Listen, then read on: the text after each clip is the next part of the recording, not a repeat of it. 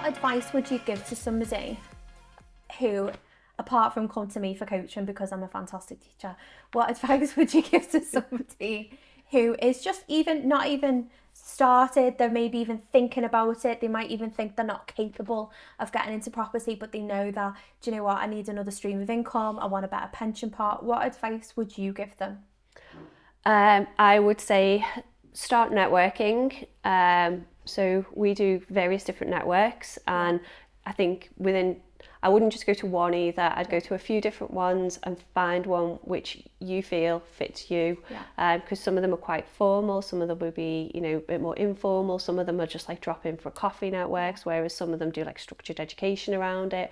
So I'd say definitely do that and surround yourself by people who are doing what you believe you want to do. So we have a little joke in our little WhatsApp group. It's like, be the thickest person in the room. And it's be that thickest person because you can just learn and absorb from everyone else. Obviously, it's the right, being in the right room with the right people and getting the right feed into you. But yeah, just engage with people, network, get a coach, get somebody who's going to give you some guidance. That would be my advice. Just don't do it alone, because it's such a roller coaster. And I know that's another cliche, one day you're in a high, you've seen these properties, you think, I'm going to win these at auction, these are going to be money in, money out deals, these are going to be amazing, and then you get outbid at auctions. You go from this to this over the course of like a couple of days. So you just need, if you're doing this up and down and you've got nobody else around you that you can talk to about it, then I think that becomes quite disheartening really, and you won't stick at it because you'll think, oh, it's not going to work or what have you. I think have a network around you.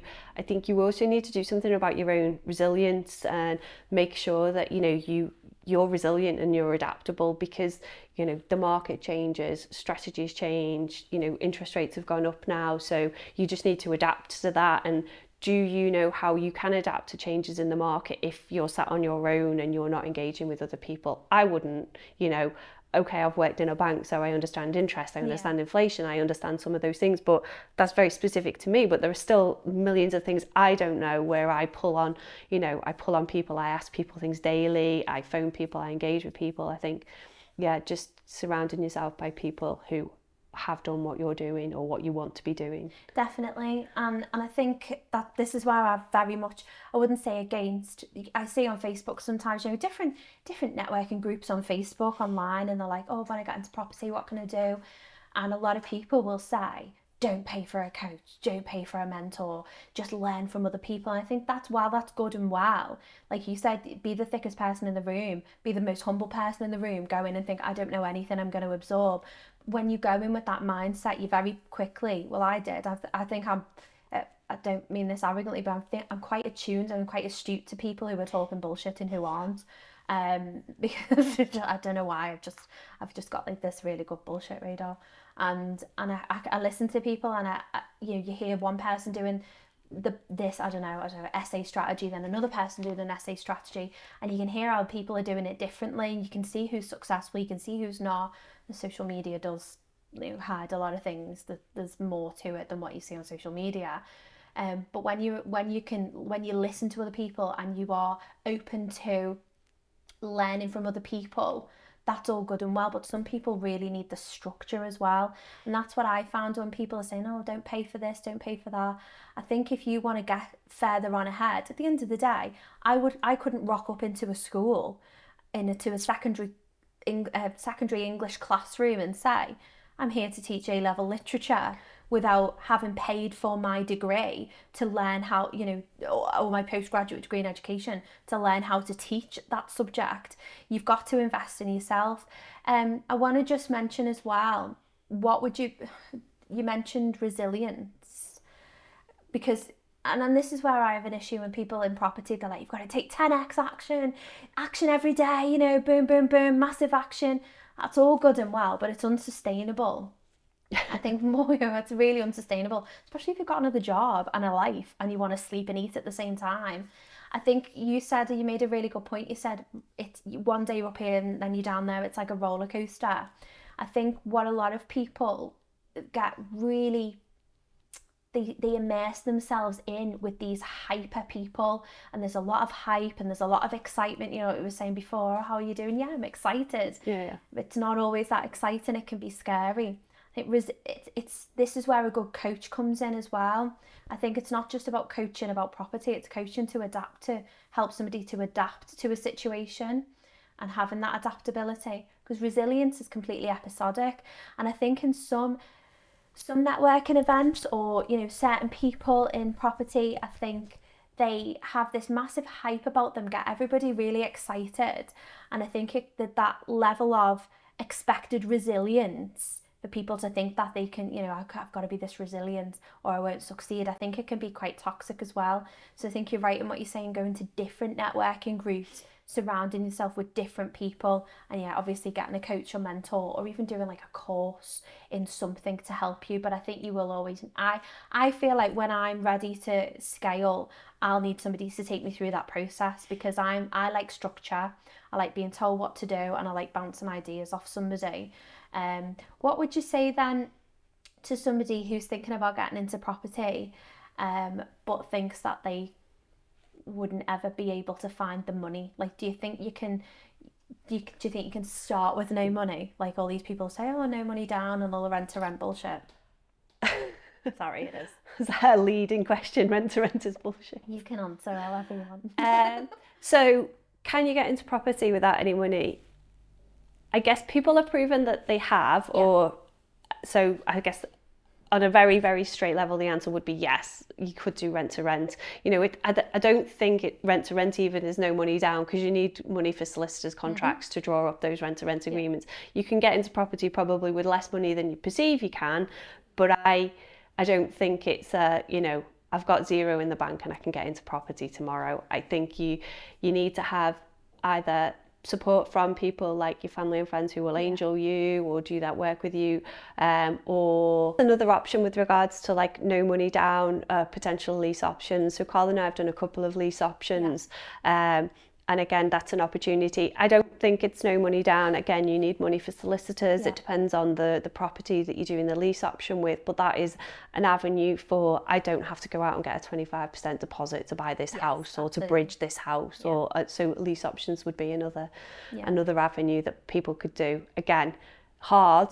They don't come across, you know, your desk every day, but I know people, or I don't personally know them, but I'm aware of people who are making, you know, a very good living out of specific lease options portfolios that they're working. It can work for some people, but as you say, they don't just appear.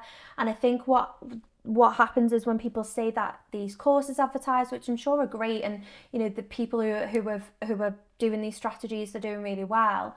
What a lot of people, I think, don't realise is the work that has to go into finding those deals. You're not just going to get them through the typical avenues of, I'm going down the route of an estate agent. You've got to do a lot of work. You do a lot of direct to vendor, you and Carl, and that's a lot. It's strategy, it's planning. You have to put money into that as well. And I think people realise how hard it is to get a direct to vendor deal. So just briefly then, let's talk about you've had a direct to vendor strategy for quite some time. I'm interested for other people to hear as well, how much time and money you have to put into that to filter it down through to your funnel where it actually converts into a deal. I did a social media post about this a while back. I'll have to have a look. Okay. I think I'd sent something like 900 plus letters, which probably led to about 20 responses that you might then go and view about 10 on, probably offered on half of the 10. And then I think we got like 2 deals out of those 900. So that was like out of 900 letters. But we do phone calls and texts. And so last year we didn't buy anything through like an estate agent. Everything last year was direct to vendor. But it is big investment in energy, time, and driving out those deals. And you just have to, it's a mindset thing as well. You know, you end up walking around particular areas, looking at properties and targeting properties, or you target landlords because you know particular properties are rented out. And it's understanding which properties to go for and making sure that they're going to hit your criteria. Because I guess what you don't want to do if you're only interested in title splits, there's no point in sending letters to landlords who've just got standard buy-to-lets, and it's trying to work that out as well, which can add another layer of complexity. Whereas I guess if you look at anything, you can target any landlord. But yeah, it does. It's direct to vendor is almost like a strategy in itself, because you have to invest a lot of time, money, stamps, phone calls, letters, printing, you know, that sort of stuff. Your time is money though, isn't it, effectively? So but it's worthwhile if it's going to convert to a deal, but it's a good deal. So for example, if it's a title split deal where there's a lot of money involved in it, I think it's worth the time and energy and effort. I think it still works for buy-to-let. I know people are doing it. We've done it as well. We ended up turning one of ours into, it was like social housing, which is, you know, for me, like I feel like I've got a bit of social impact there. So and what I really liked was that when we refurbished the house, we actually then sent the pictures to the vendor, and she was like, that's really nice. I was like, yeah, we're giving someone a good start here through this charity. Yeah, it is time, energy, effort. It is a strategy in itself, worthwhile, but it depends on the strategy. You've got to be really well planned. So what I like about you is that I think, again, you're very left brain, very logic, very analytical, and very strategic. So I think somebody, like you, is always going to be successful in that strategy. But you're very organised as well. I think you know what you want and you're organised in that. I think with direct to vendor, you've got to be on it. You've got to have, and I think, was it a Rob and Rob podcast? I love Rob and Rob. Not just because he's from the Wirral, one of the Robs. Have you ever listened to the Rob and Rob podcast? No. You need to listen. It's called The Property Podcast. Rob and Rob. Brilliant. They do great market updates. One of the Robs is from the Wirral. They've done lots of different strategies. They have people ring in and ask them questions. I really, really enjoy listening to it. And I'm pretty sure they said a direct to vendor strategy, getting that letter or that information in front of that owner, that vendor, that landlord, they have to see that information at least five, and I think it's the same I've heard 5 this. or 6 times before they actually even recognise it and sort of take action. What do you think you do in your direct to vendor strategy that sets you aside from other people who might be doing it? Or, you know, what are you doing that tries, you know, are you doing anything that will almost prompt a phone call, or do you send the information out several times for them to see it? I can't buy into someone has to see something 10 times for it to hit home, because we've had calls off something we've sent once. Fair. So, you know, I think it's just the person receiving the information. Are they receiving it at the time that it's relevant to them, and are they going to act upon it, you know? So I've been a landlord now, I don't know for how many years. If we say from like 2019 rather than the ones from years ago, I've had one person ever contact me in those, like, what are we now, 5 years, asking if I want to sell anything. And I got it, I thought, no, it's not right for me. But that's showing me that people are not doing much, or some people are doing stuff in this space, but my information is out there and I could have been contacted millions of times by people. So I think that it's just hitting them at the right time, and if it's applicable. I've done things where I have written to somebody, like we have a bit of a strategy where we send same letter to the same person like once every so many weeks. Yeah. And then after, like, maybe they've got 3, they'll phone up and say, look, can you stop writing to me? I'm not interested. Have you ever had any abuse? Off a leaflet campaign. A lady told me never to leaflet her house, her street or her area ever again. Or what? I'd have been like, why or what? Yeah, I was just like, the whole area and to avoid as well. Is she like the mayor or the queen? Like... not from the address, I'm going to say no. So I did something on social media once. I'd put in a Facebook group, you know, if anyone's interested in selling the house, you know, please contact me. I'm always interested in a conversation. It was words to that effect, and I think someone had written scum underneath or something like that. Naturally, but you know, they assume that you're looking to take advantage of people, and you're not. You're just looking for other avenues for property. And some people, like we have had it, where people, they don't want to put their house on social media. Either they've got their house into such a state of disrepair, they don't want their neighbours to see it. So, you know, there could be 1,000,001 reasons why somebody doesn't go to Rightmove, and that doesn't mean that you're going to come in then and go, right, I'm only giving you 20 grand for a house worth 100. That it's not about that. It's just trying to get other avenues for deals and getting a win-win between you and the vendor. But consistency, I think. We would do something, we'd send out a bunch of letters, we'd not get anything back and go, well, that doesn't work. But now we do a bunch of letters and then another bunch of letters, and then another bunch of letters, and then we'll get a response.